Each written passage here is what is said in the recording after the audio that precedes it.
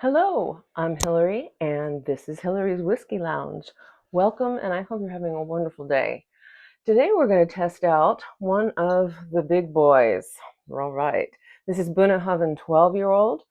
This distillery is on the small but very famous western Scottish island of Islay. That's Islay, home to more of the smoky whiskies such as Ardbeg and Lagavulin and Laphroaig.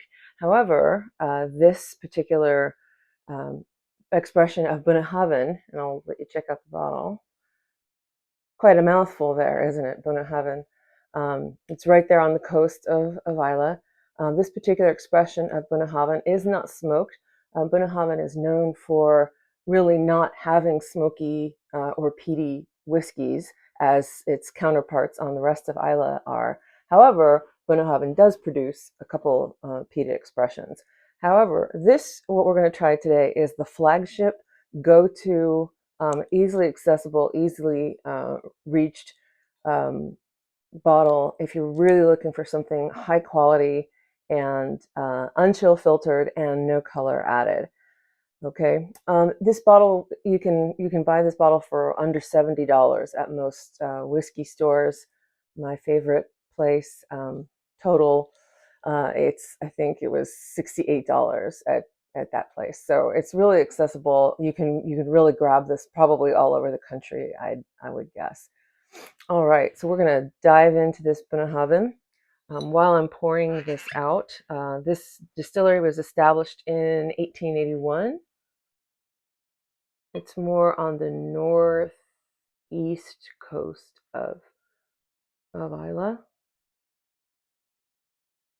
A little bit there. Oh, and this is my Bunnahabhain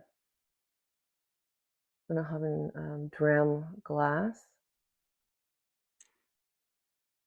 Did I buy this there? Oh, I got this when I was actually at Bunnahabhain in their little on their little tasting session. Most of these distilleries will give you a small glass and even like a little rope caddy kind of thing to wear the glass around, like a necklace. All right, so here's our nice, lovely dram. This is bottled at 46.3%, so it's a respectable ABV, but it's not overpowering. They do have a cask strength of the 12-year expression, which is absolutely incredible. I forget what the strength of it is. If somebody could look that up and put that in the notes below, that would be great. And it comes out annually, but this is available all year round. Like I said, easily accessible, almost anywhere you want to find it. Okay, so let's take a nose. Right away, I'm smelling almonds and nuts, a variety of nuts, vanilla.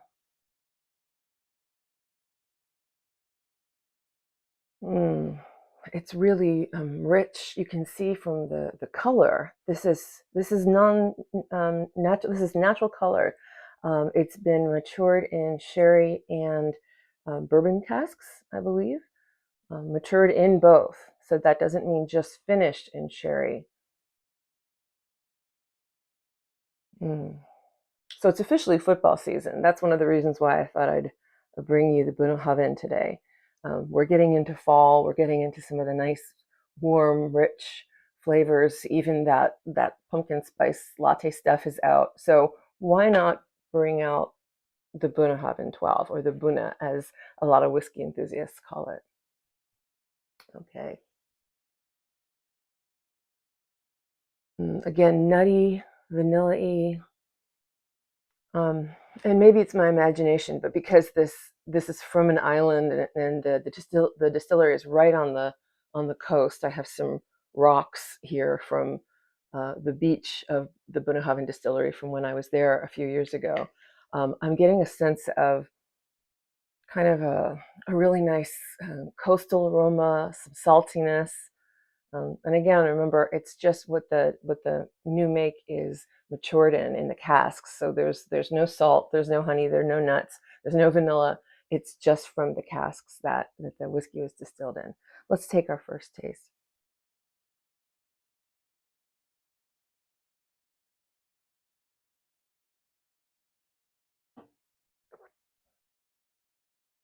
Nice smooth arrival, even with no water added. 46%, 46.3 ABV, like I said, is respectable, but okay, now I felt it. Okay, let me take another sip. Maybe I do need to add a little water.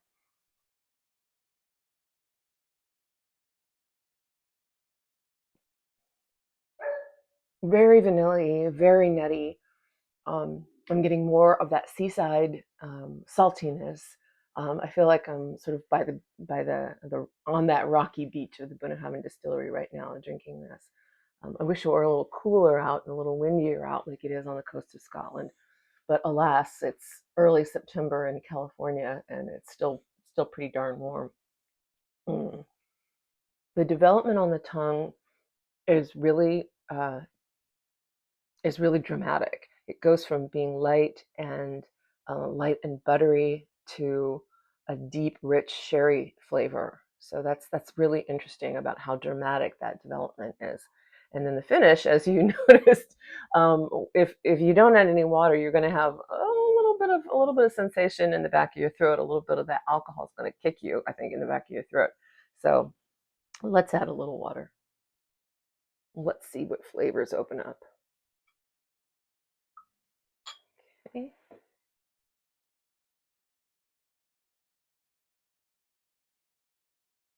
If you hold your whiskey glass after you've added some water up to the light, you can see the whiskey and the water mingling. You can see the water breaking apart those whiskey molecules. It's really, really amazing. Okay.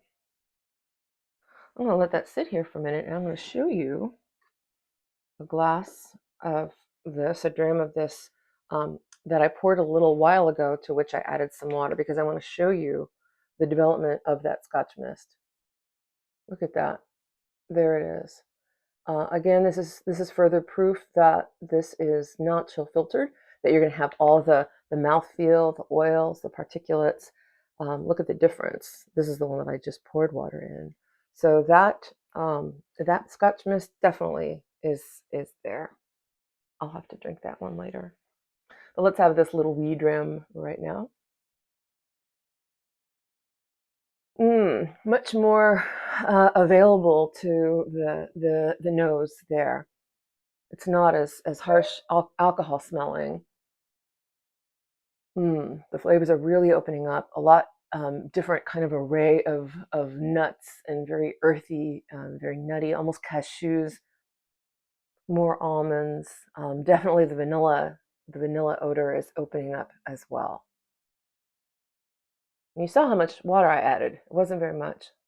Well, this is kind of a small dram anyway. All right, let's taste this.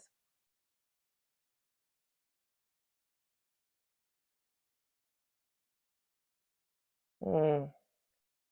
Much easier arrival.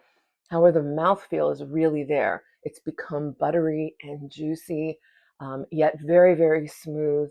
The drama is gone. It just arrives with this full, buttery, nutty, coastal, and even sherry full taste. And the finish was very, very smooth on the throat. So I didn't get any kickback there. Really, really nice dram. I could see myself watching a football game with this, sitting outside on the beach with this, or just sitting in my whiskey lounge with this. This Bunnahabhain 12 is, like I said, the flagship of the Bunnahabhain distillery. It's accessible. It's the value is amazing for under $70 for this incredible bottle that usually any whiskey enthusiast will say, "Yep, that Bunnahabhain 12 is definitely a go-to." So I'm not going to show you anything really weird today from my whiskey lounge, other than just this little pile of rocks that I collected from the shore in the Bunnahabhain Beach shore, and I love collecting rocks from all over the world. When I got home, I cleaned the rocks off and put some white out on them and labeled them. Yeah, my bags were really, really heavy when this you can barely make out that it actually says Bunna on there. My bags were super heavy when I was coming back. I actually, when I travel with baggies and tape and a thick marker. So if I do find some really cool rocks, I can put those rocks in the baggie and label it right away from where I got it. So in case you're looking for something really cool to add to your little space for drinking whiskey, whether you have a whole room that you can devote to whiskey, or just a corner of your house, or maybe just a little chair and a table, it's really nice, even kind of sentimental, to remember where you've gone, to remember where some other things are. These are the rocks that I got from the Bunnahabhain distillery, and that's really special to me. And I keep them on the shelf right by the whiskeys. So it just proves to me that I was there.